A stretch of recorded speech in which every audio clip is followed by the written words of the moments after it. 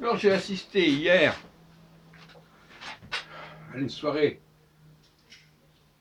des élections israéliennes qui était organisée à Paris, rue Michel-Ange, par le KKL, enfin peu importe, à Paris. Donc, et quelques réflexions préliminaires, anecdotiques.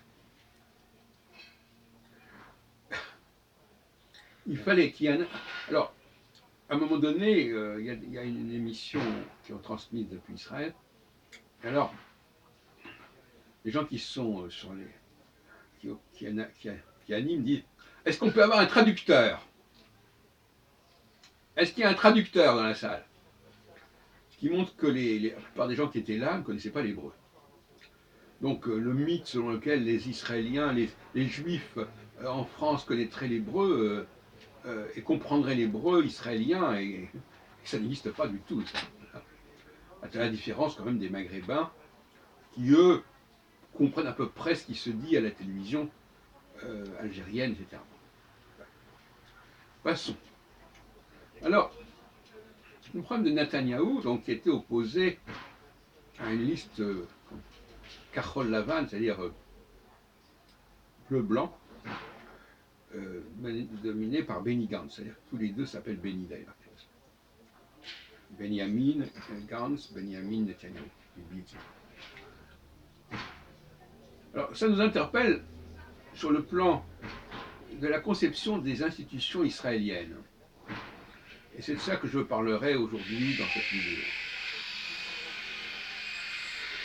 Le moins qu'on peut dire, c'est que c'est très embrouillé. Parce que c'est un mélange d'influences anglaises, etc. Enfin, c'est très très compliqué. Alors chacun lit la Constitution, qui n'existe pas d'ailleurs, lit les règles à sa façon, et j'ai déterminé qu'il y avait trois approches différentes. Et pas toujours compatibles. L'une, c'est qu'il y a un parti qui l'emporte au niveau des voix, et que c'est le parti qui a le plus de voix qui est appelé par le président de la République israélienne qui joue le rôle de la reine ou du roi en Angleterre, à former un gouvernement. Il y arrive ou il n'y arrive pas. C'est ce qui s'est passé d'ailleurs, puisque là nous avons la deuxième élection législative dans la même année, puisqu'il y en a eu en avril qui n'a pas donné satisfaction à Netanyahou, donc il a dissous immédiatement le Parlement. Je ne sais pas s'il avait le droit de le faire d'ailleurs, clairement. C'était normalement, c'était pas son rôle de le faire. Mais enfin bref, on ne rentrera pas dans le détail. Donc la première question, c'est le parti qui a eu le plus de voix est chargé en priorité de constituer un gouvernement. Deuxième critère, le chef du parti. Alors, est-ce que le chef du parti doit être forcément le chef du gouvernement? C'est ce qui se passe généralement en Angleterre. Mais en France, ça ne s'est pas produit nécessairement, puisque en 1993, par exemple, c'est Balladur qui a été Premier ministre, et non pas Chirac. Balladur n'était pas à l'époque le chef du parti de la majorité. Alors, troisième critère, la capacité à former une coalition majoritaire, même si on n'est pas arrivé en tête des élections. Et ça, c'est ce qu'a fait Netanyahou. Je ne sais plus, je crois que c'est ça. Je ne sais plus en quelle année il l'a fait. Il a fait ce coup, je crois que c'est en 2009. Il est arrivé deuxième aux élections législatives, mais comme il pouvait prétendre former un gouvernement avec d'autres partis, comme une majorité, eh bien, la personne qui est arrivée en premier a été mise hors jeu. Je crois que c'était à l'époque Tsipi Livni, si je me trompe. Donc, voyez-vous, c'est un truc à géométrie variable.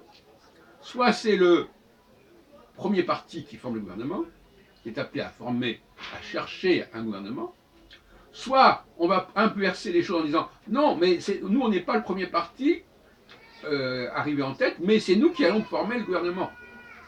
Mais, normalement, celui qui forme le gouvernement, c'est quand même pas la même chose. Si je suis premier parti, je suis appelé à former un gouvernement, eh bien, je me débrouille pour former un gouvernement. Mais si on me dit dès le départ, non, non, de toute façon, nous, on a déjà la capacité de former un gouvernement, parce que c'est un problème, ça. Vraiment, on est arrivé en tête et qu'on peut former, et qu'on est appelé à constituer un gouvernement, eh bien, le fait simplement qu'on soit dans cette situation-là va favoriser la formation d'une coalition. Mais là, on ne joue pas là-dessus. On dit voilà, il y a quelqu'un qui a plus de, qui a réuni plus de monde pour former un gouvernement. Il n'est pas arrivé en tête, mais c'est quand même lui qui va diriger. Et enfin, le problème qui est piégeant, effectivement, ici, c'est est-ce que, parce que Netanyahou est le chef du parti en question, est-ce que c'est lui nécessairement qui doit devenir le Premier ministre? Voilà. Alors, je reviendrai plus tard sur d'autres considérations, mais l'impression qu'on a est quand même assez confuse. Et puis alors, je reviens sur un autre sujet qui est le fonctionnement du Parlement britannique. Je viens de visionner des scènes, parce que tout est filmé, des scènes de chaos incroyables au Parlement.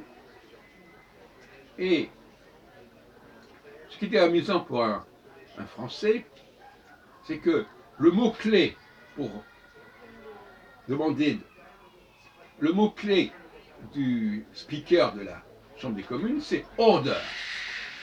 Constamment order, order, order. Et c'est un mot qui est évidemment français. C'est le mot ordre, qui est prononcé à l'anglaise. Alors, donc là, on voit une influence française maximale. C'est assez amusant parce que ça rappelle la guerre de 100 ans, où apparemment les adversaires de la France parlaient également français.